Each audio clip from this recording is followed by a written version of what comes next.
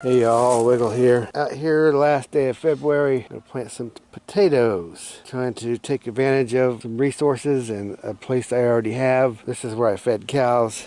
So this is a big giant pile of compost, or partial compost. Been here for probably 3 years. Could have had new bales on it 2 years ago, and might have started on it 4 years ago. So I'm not exactly sure. So let's just say 2 to 4 years old.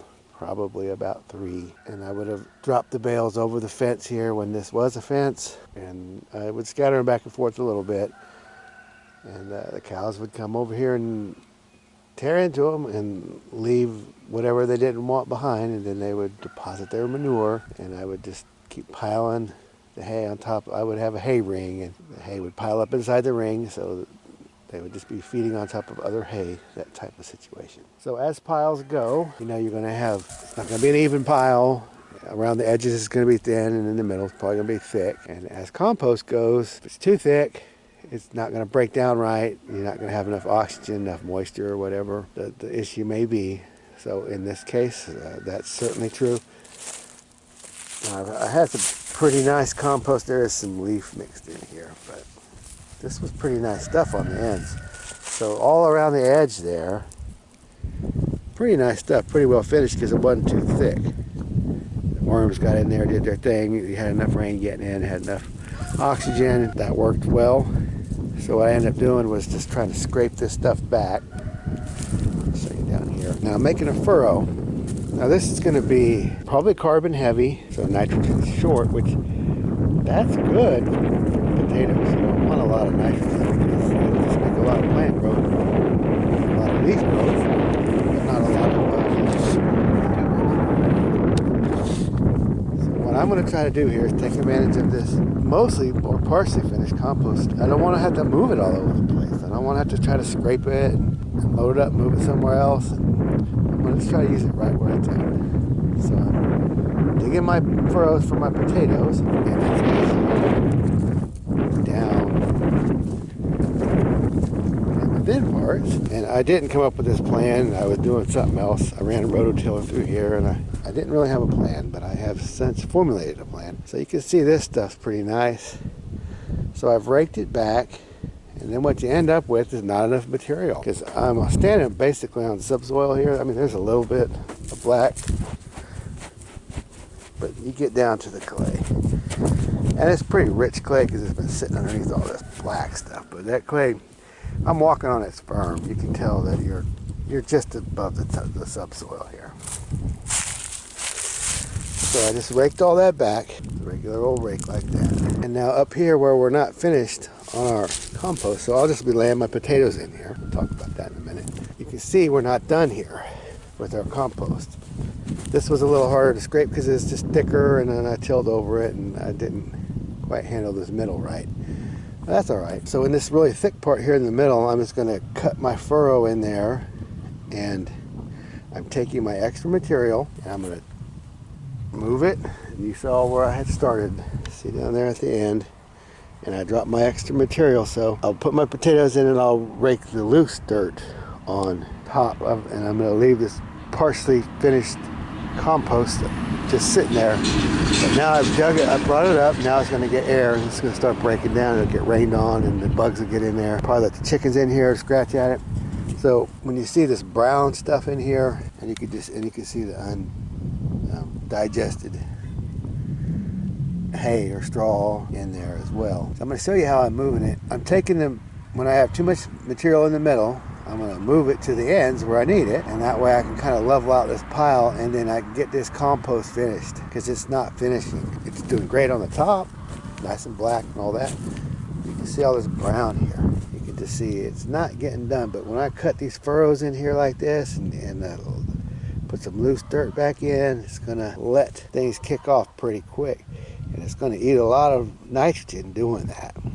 But that's okay. I'm thinking that the potatoes will still be fine. You don't want that nitrogen-rich environment. I'm basically growing potatoes in my compost bed. So we'll see how that works. Now I'm going to set this tripod up and show you how I'm moving this material. I want to move what I need to move efficiently. I need to do what I need to do, but I don't want to work too hard. I don't want to move anything more than I have to, and I want it to be efficient and effective. I think that I've come up with a pretty decent method here. So you're not going to need a lot of power tools or, gas-powered tools. You can do it with just, this is probably one of the most handy tools I use the most. It's a refuse hook. They call it a potato fork sometimes, or potato hook. Mostly called the refuse fork. 5-tine, and they're hard to find. And man, I'll tell you, the price has gone up on them.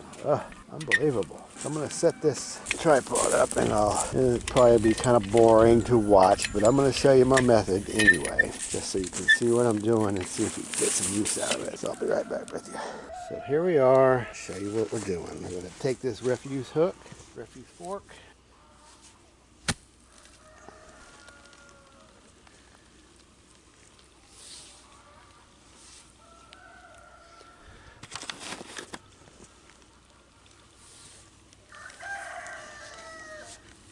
Alright, I hope you see that. So now I got a nice chunk of uncomposted. You can see it's got that manure, that brown in there, then it's got the grass. It's been buried down there, it's pretty deep. Let me go ditch this.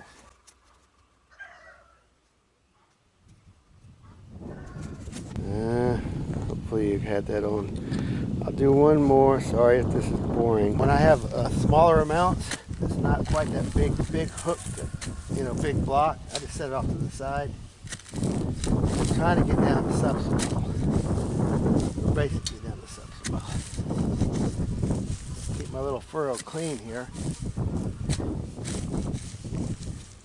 And I'm also using my fork to pat down the side of the hill here, so the mound, so it'll kind of stay put.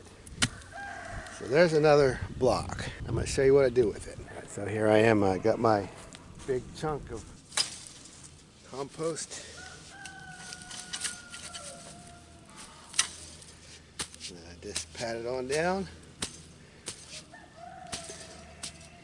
And I'll just keep doing that until my whole ditch is done. So I'll just continue with that process, trying to level out the material as best as I can, to try to keep an even depth, just to get down to the subsoil, and I move material so the potatoes will basically be buried evenly. And some of this loose stuff down here at this end is going to have to go down to the middle, because that stuff, I don't have enough loose dirt in the middle, and then I obviously don't have enough just uncomposted stuff down here. So to get my mound going, I'm just going to do that. So I will do, once I get these potatoes in, I will bury them back with the loose stuff on the right that we're looking at here. Well, everything on the right will go back, everything on the left will stay. Then I'll get all that loose stuff out of the way, and then I will rake the next batch over, the next row, windrow if you want to call it that. I'll rake the next windrow over, repeat this process, and then just keep working my way outward. And then when I'm all done, I'm going to put up these cattle panels and T-posts on 8 foot, one at each joint and the one right in the middle. It's 13, count 13 wires over and put in your post. And then I just use a couple pieces of baling wire, and that's it. Now, in order to keep the chickens out later, which they're trying to attack now, to keep the chickens out later, I'm going to put some 2x4 welded wire, 4 foot. And that should help keep the chickens out. But for now, I don't think they're going to hurt too much. They're not going to dig down deep enough to get to the potatoes. They're going to get out here and scratch around at the top. I don't really care. They're going to help break down my partial compost anyway. So it's not a bad thing at this point. But later on, if I have other plants in here and I don't want them scratched out, then I'll have to put the wire up. I definitely don't want the chickens in here, because I had already partially got all this loose stuff out of the way. They came and scratched it all right back in. I'd almost let them bury my potatoes for me, but I'm afraid they'll eat my potatoes, and they won't do the job evenly. So I'll just get it all leveled out and then just let them run over the top of it. For now, until I see some sprouts, and then we'll probably close the fence in all the way. We'll go ahead and just get the fence up while I'm doing this, though, because I'm already here. It goes up pretty quick, and it's definitely a temporary fence. I'm only doing this just because the pile's here. I'm up on top of a ridge, and I'm going to just rely on rainfall. No extra irrigation, so we'll see. If I have to, I'll water it, but I'm hoping not to. We'll see how it goes. Hopefully, as deep as they're getting buried, they'll get enough water. And I'm also not going to cut them. I'm not going to chit them or anything like that. I'm not going to break off the extra eyes. I'm just going to plant the whole potato deep, bury it one time, and I'm going to leave it all season. I'm not going to be mounding or any of that kind of stuff. And I'm trying to just do the lowest possible amount of work to see how it goes. I could get in here and mound it. I get in here and weed it. I'm not going to do all that. When the potatoes are up taller, I'll just let the chickens run through this whole thing. I don't think they eat potato bugs, unfortunately, but they might help with the weeds and help with some of the pests. We'll see. I don't want them in here when my little plants are too fragile. I don't want them breaking, scratching it. Later on, I think potatoes could actually handle the chickens running through there. I don't want the cows running through here or the goats, but again, we'll just see how that goes. I'm really leaning more towards letting the animals run through the gardens or the crops, you know, the row crops, trying to use them to a better advantage rather than just try to keep them out all the time. But we'll see if I can get these chickens to help me with these potatoes. And certain times they'll be in, certain times they'll be out. I'm gonna go ahead and finish moving this compost, and I'll show you when I get my potatoes in, the spacing and the depth, and then I'll bury them back and we'll start on this next row. So it's a lot of work, but I have this resource available and it's just going to sit here all year. You can't put anything in here, regular crops, it's not going to grow. Even though we're starting to get a little grass growing on the top. To me, that's always a good indicator that your compost is getting broke down enough to be useful. But that's only the top 4 or 5 inches or whatever. Get down deeper than that, it's not broken down. So I'm hoping this will speed up my composting and I'll get a nice crop of potatoes out of it. This is how I'm turning my compost pile, is I guess what I'm saying here. I don't usually do anything with my compost. I let it sit and I just wait. I might push it around sometimes, but this is as much work I'm ever going to do on a compost, more than likely. So we'll just see how this goes. I'll keep you updated. I think this is a good plan. I really think this is a good idea if you have cattle and you're facing these giant mounds of partial compost like this may be a way to handle it. Minimal tools. It is a little bit laborious, but it's not terrible. It's not out of reason. On a nice day like today, close to 50 out here in the sun, not too windy, it's a nice day. Get out here and do some work because you've been stuck in the house all winter. At any rate, I'll update you here in a little bit. Hey, Wiggle here. So I kind of got the potatoes in about a foot apart-ish. Just kind of didn't cut any of them half. I kind of pulled the bigger ones out. I probably will cut the bigger ones or just not put them in. I'll do a row of uncut and then maybe do a row of cut. A couple of them are a little bigger, as you can see, but approximately a foot apart. I need to go get a few more, but this is the idea. Not as deep as I had hoped, but we'll see if we can maybe pile some more stuff on. I'm not sure yet, but I'd rather just kind of pile it all on at once than keep trying to top dress it around all the plants and all that. There's where we're at. I'm gonna start closing this in, and then I'll go get some more smaller potatoes and put them down the rest of this little row here. So I'm just gonna start moving that fluffy stuff, covering them up, get ready for the next row, and I'm gonna enlist help on the following rows. I'm just trying the first one by myself just to see what it takes. I'll start shoveling some of this loose. So I'll update you in a little while. Alright, I kind of got this figured out here. Got all the loose down, the shorter parts of the pile on the edges. Got the thicker stuff in the middle. So I got that one pile you saw, kind of had that ditch, and I had just all unfinished compost on either side. So I went ahead and put the potatoes in, and then I put finished compost.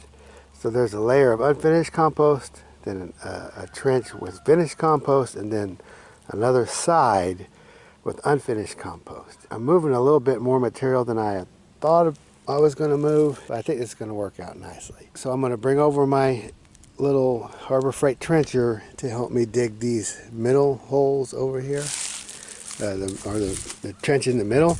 And out here, I just kind of rake it up as I need it and just move it out of the way and kind of move it as I go. I'm just raking it and then leaving a space to put the unfinished compost. So I'll take a scoop, put it in a wheelbarrow, bring it down and dump it, and just use the loader or the little trencher to load it, wheelbarrows to move it, just to cut that trench in the middle part, you know, maybe starting about here where the grass is and then 20 feet the other side where it's kind of thick, hard to dig.